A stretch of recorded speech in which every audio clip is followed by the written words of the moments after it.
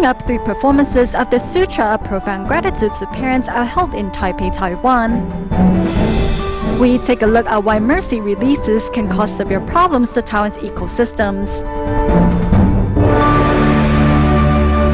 Welcome to DaAi Headlines. I'm Helen Liao. Thank you for joining us. We kick off today's program in Taiwan to remind members of the public to fulfill their filial duty. 3 performances of the Sutra of Profound Gratitude to Parents were held inside the Taipei City Hall. Here's more.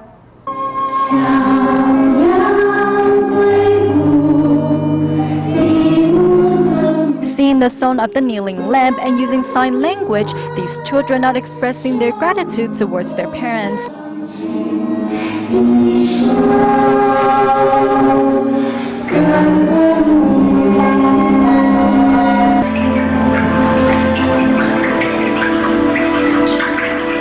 priority of all kindness is filial piety. One not only needs to repay the grace of their parents, but also our Mother Earth. When you are calm, you can feel and enjoy the sound of the nature. If we can encourage our students to follow the voluntary services here and acquaint themselves very much with volunteerism, then that will be in line with what the President is advocating for.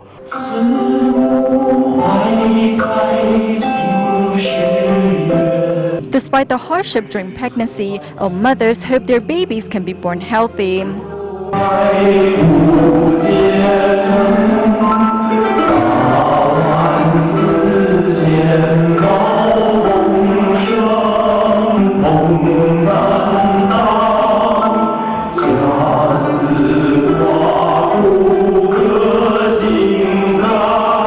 With the 3 performances of the Sutra of Profound Gratitude to Parents, Tzu Chi volunteers hope to remind members of the public to seize every opportunity to fulfill their filial duties before it is too late.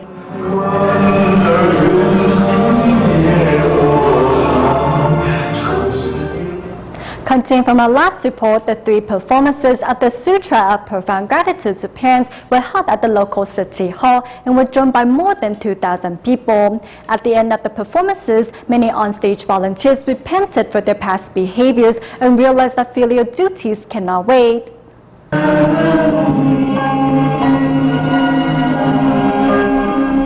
Singing Tzu Chi song The Kneeling Lamb, vocalist Zhou Zhenyu forwent the opportunity to hang out with his friends to express his gratitude towards his mother. My father passed away a long time ago, and my mother had to raise my brother and I all by herself. After I became an on-stage volunteer, I realized the hardship she has been through. After the performances, on-stage volunteer Yang Shouting says she regretted not being able to fulfill her filial duties. If I could go back in time, I would not disobey my father and would listen to him. The performances of the Sutra of Profound Gratitude to Parents were held inside Taipei City Hall. Out of the 450 on-stage volunteers, half of them are from local communities. Among the performers was Tong Wen-cong, who gave up his high-paying job to better take care of his parents. I never regretted giving up my job to take care of my parents. I actually feel more at ease after I made the decision. Although not being able to speak Taiwanese, Zhu Mingli, who comes from China, says she hopes to use the performances to express her gratitude towards her parents. I downloaded the clip from the internet and practiced over and over again. My husband taught and corrected my Taiwanese pronunciation.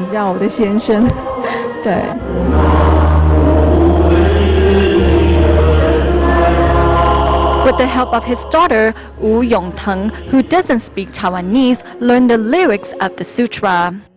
My father takes these performances very seriously. He has been listening to the music every day. We are very happy that he has been supporting my mother in doing Tzu Chi. The 3 performances were attended by more than 2,000 people. Vocalist He Yizhen says she has gained a valuable lesson from the performances. I learned how to fulfill my filial duties and become more considerate. We should listen to our parents more because most of the time they just want to help us. The 2-hour-long musical adaptation of the Sutra of Profound Gratitude to Parents has touched the hearts of those in the audience and has inspired them to fulfill their filial duties when they return home. Behind the scenes of the musical adaptation of the Sutra of Profound Gratitude to Parents were employees of DaAi TV who devoted themselves wholeheartedly to ensure the performance's light and sound effects are carried out to perfection. 来，8号镜。向左滑动，准备7秒，6、5，准备4、3。 Here, behind the stage, during a performance of the Sutra of Profound Gratitude to Parents, volunteers work to make sure every cue is on time. Looking closely, these are staff members from DaAi TV. The Tzu Chi sisters and brothers hoped that we could find a company that would be willing to support us. I thought since Tzu Chi's humanitarian center has 8 volunteers groups, why not put out a call out for volunteers? The turnout was much better than I expected. Although most of the staff members work during the week, they still willingly gave up their weekend to help out at the event. I feel that assisting at these events actually gives me a lot back. To be able to help and give leaves me feeling satisfied regardless of the time commitment involved. These last 2 days, we had about 25 staff members come to help out. Usually we are in our work uniforms, but today all of us are clad in Tzu Chi's blue and white. Also among those helping out is experienced cameraman Zhang Weizhong, who saw the performance as an opportunity not to be missed, even if it meant finding a babysitter for his child. There's still a lot of time to be with my kid. We are with her all the time. This activity, however, is not something that comes around every day. Therefore, I wanted to take advantage of this chance to ensure its success. Thanks to these DaAi TV employees, not only were the 3 performances a smashing success, but the staff members themselves enjoyed the chance to volunteer their skills for the greater good. In Taiwan, mercy releases, or the practice of releasing animals into the wild, has been carried out by religious organizations in the past few years to dangerous levels. Officials suggest that the current rabies epidemic in the country is also due to mercy release. Currently, the Wildlife Conservation Act only regulates the traffic of endangered species. However, nothing is said regarding other animals. Therefore, religious organizations work with a loophole to conduct mercy release of non-endangered animals, which results in the disruption of the natural environment. To reform Taiwan's animal protection laws, the government is looking for a balance between religious freedom while protecting wildlife ecosystems.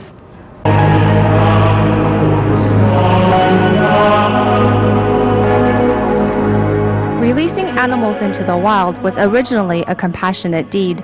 The intentions were to rescue animals and give them back their freedom. However, in the past few years, animal releases into the wild have been corrupted by some religious organizations. There are a few problems associated with releasing animals into the wild. One is when hunters first capture the animals in the wild, the process traumatizes the animals. Second is when these non-native animals are let go in the wild, they bring with them diseases foreign to the area. Many religious organizations use compassionate deeds and creating blessings as reasons for their massive mercy releases.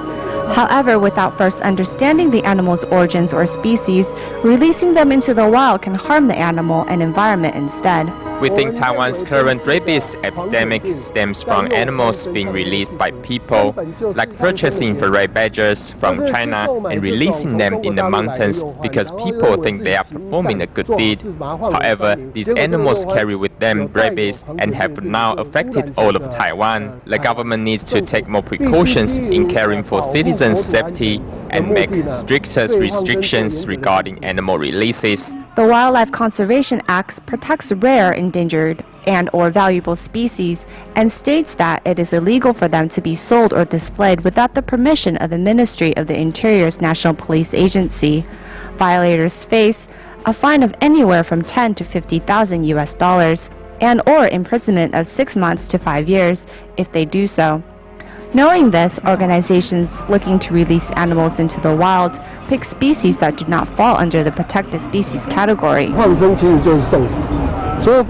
These mercy releases are actually sending animals to the slaughterhouse as they are out there waiting for their death. At times, those animals that survive the release end up affecting our natural surroundings. 3 years ago, Taiwan's Council of Agriculture asked National Taiwan University's Law Department to look into the current rules in regards to animal releases and see what can be done to achieve a balance between religious freedom and protecting the environment. Religious organizations think they are right, while animal protection groups feel animal releases are destroying the natural environment. So it's up to government officials to sit down together with the two sides and come up with guidelines both can agree on. Through many negotiations, religious organizations and animal protection groups were able to come up with an agreement, from restricting only certain species of animals released to regulating the act of all animals released, and an increase of fines from $50,000 to $83,000. If you want to release animals into the wild, you have to apply for a permit to do so. First, the government has to set guidelines regarding the species, quantity, and area allowed. After that is established, then can we start to regulate these practices. If giving these animals freedom causes destruction to the animals themselves and the environment, then as caregivers of the planet, we should reevaluate our actions. With the 7th Lunar Month fast approaching, Tzu Chi volunteer Liang Yuying from Malacca, Malaysia, has decided not to burn just paper as it is traditionally done during this month. Seeing no negative effects in her life as a result, Liang is now committed to saving the money that would be used for just paper in her bamboo coin bank and also spreading the message to others. For Tzu Chi volunteer Liang Yuying, using the money that would be spent on just paper for good deeds is the way to go. I put that money in my bamboo coin bank. That way, I am doing good deeds and cultivating affinity. Burning just paper is not good for the earth. To protect this earth, we all need to do our part. In 2008, Deng Liqing stopped burning just paper in response to Master Zheng Yan's call that volunteers observe the 7th lunar month in the correct manner. Her actions later influenced her neighbor Liang Yuying to do the same. Seeing how Deng Liqing didn't burn any just paper, I made a decision to try to do the same. The first year was hard, but I managed to burn less. The second year, I still struggled, as I was afraid of what could happen if I didn't burn anything. Finally, in the third year, I decided to completely stop burning any of just paper. In addition to freeing herself from her former superstitious beliefs, Liang has gone on to influence others to reflect on the tradition themselves. We have always burned just paper. Suddenly not burning it, I was scared that we could be punished for our lack of respect. So I asked Sister Yuying if not burning just paper was okay. I said it was okay. I firmly believed it is the way to go. Thanks to these volunteers, more and more people are learning to see and observe the 7th lunar month in the correct manner.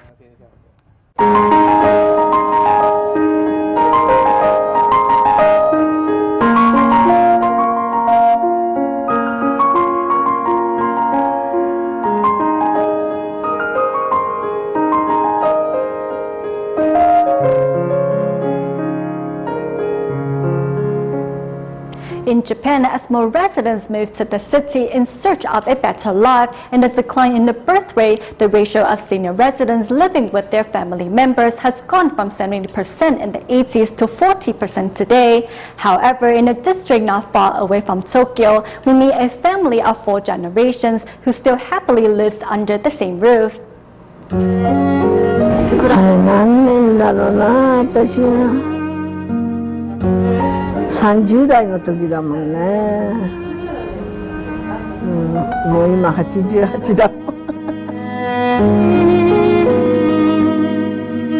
Umejima Station, situated not far from Tokyo, is a quiet and small town.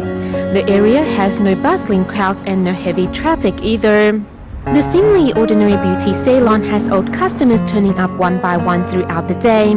Besides hairstyling, the shop also helps customers put on their kimonos. My mother set up the store in 1955, so it has been about 58 years now. Before that, she and her sister were in the hairdressing field, so there are some 70 years of history here. 66-year-old Kazumi Shimizu is the second-generation owner who, since her second year in junior high school, has been helping her mother run the store and is skillful at what she does. Now thinking about it, in our generation, if our mothers or relatives were beauticians, they would want us to be just like them. We didn't know how to refuse our parents. There were many in the same situation. Though 90-year-old Hisaya Shimizu, the first-generation owner of the beauty salon, now needs other support to get around, she nevertheless did not move into a nursing home.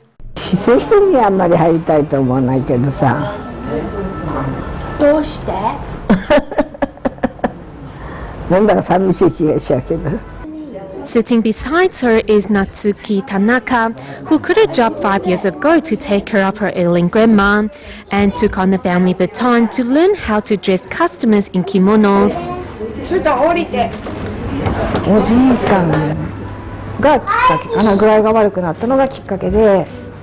My grandpa wasn't in good health. My mom had to work every night and still had to take care of him.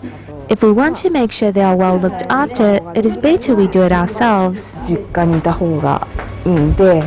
The responsibility of caring for family members was passed on from one generation to the next and is now in the hands of Natsuki Tanaka. それで美容師。お久しぶりです。どうも。元気だった？忙しかったんでしょ？忙しかった。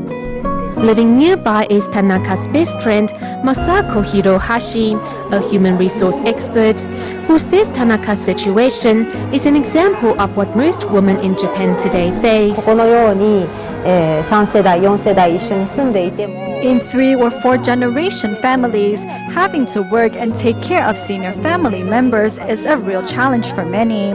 I think this is not only an issue in Japan, but is a worldwide phenomenon. 世界の問題になっていくと思います。Natsuki Tanaka was the runner-up of this year's kimono competition for the Tokyo region. Her grandma watches the video footage of the competition with pride. Seeing how her family is living together happily under the same roof, Tanaka is glad to have made the decision to look after her loved ones. おめでたい絵柄が揃ってます。 How long has it been since you last enjoyed a meal with the elderly members in your family? Often sitting at the table and enjoy a meal together is the most precious gift of all. In Taiwan, solitary seniors have their meals in different ways. Some get their meals delivered to their homes, while others get to enjoy a meal in good company. In fact, no matter which way it is, the most important is to send the feeling of warmth and kindness into the senior's heart. 奶奶送餐了。 慢慢的，没关系，你慢慢来。感谢，感谢。来，你先进去了。 Battling to take each step forward and her memory not much like before, solitary senior grandma shares struggles to take care of herself. When asked how long it has been since she last stepped out, she cannot recall. 你那个膝盖呀，关节严重了，不要下去了。您今年几多岁？87。 If it were not for daily food delivery to her home, how long before the senior gets something to eat? With mottled walls and cast-offs everywhere, who can relate to the lonely life of a solitary senior? We often discover many solitary seniors who were neglected and died in their homes, or those who fell ill and need immediate medical attention, but had nobody to take them. Otherwise, there are those incapacitated seniors who suffer from dementia or blindness and would accidentally fall over and needed to be rushed to the hospital. The delivery staff continue to deliver hot meals to other solitary seniors. This is Zhongzhen District's Zhongqing Borough, which is also the most aging community in Taipei City. Those 65 years and over account for a fifth of the residents, and among them are more than 100 seniors living in solitude. When we deliver meals to them, we are also checking up on them. We check to see if they are feeling okay or whether or not they are in need of any assistance. Meanwhile, here in New Taipei City, a different scenario plays out in Sanji's Guzhuang Borough. Come lunchtime, a group of seniors gather at the community center where they enjoy good food and good company. Everyone is enjoying some quality time and no one feels alone. I am happy to be here. We all have a good time. We enjoy our meals together and there is plenty of laughter. The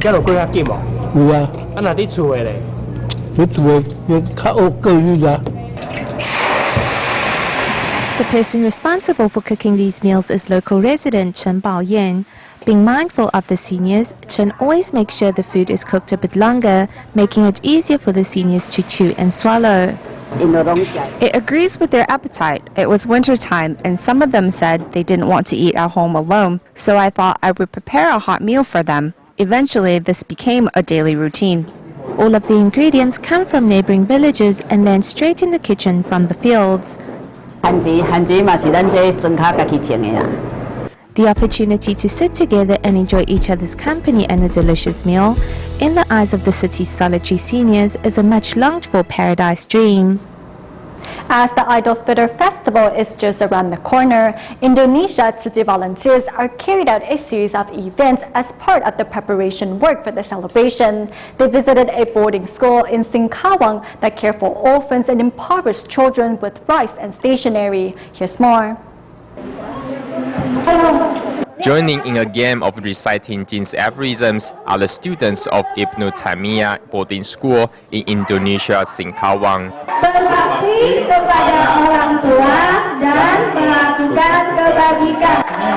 Through such games, students not only have a chance to meet new friends, but also better understand Tzu Chi's words of wisdom. Tzu Qings and Tzu Saos came together to organize this event. Here we have an opportunity to make new friends and better understand the needs of these residents. The volunteers also bring with them new stationery and rice as gifts ahead of the Idol Fitter Festival. I am very happy because I can get to know these kind brothers and sisters.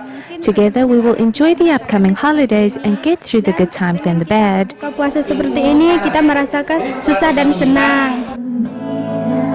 Thank you, Tzu Chi, for helping us, regardless of our religion or race. Karena tidak membedakan ras. Meanwhile, in the city of Surabaya, Tzu Chi volunteers hand out relief items to local recycling volunteers as a way to highlight their contributions. I'm very happy and very grateful. Thank you, Tzu Chi, for giving me these very useful aid supplies. Yayasan DaAi Indonesia.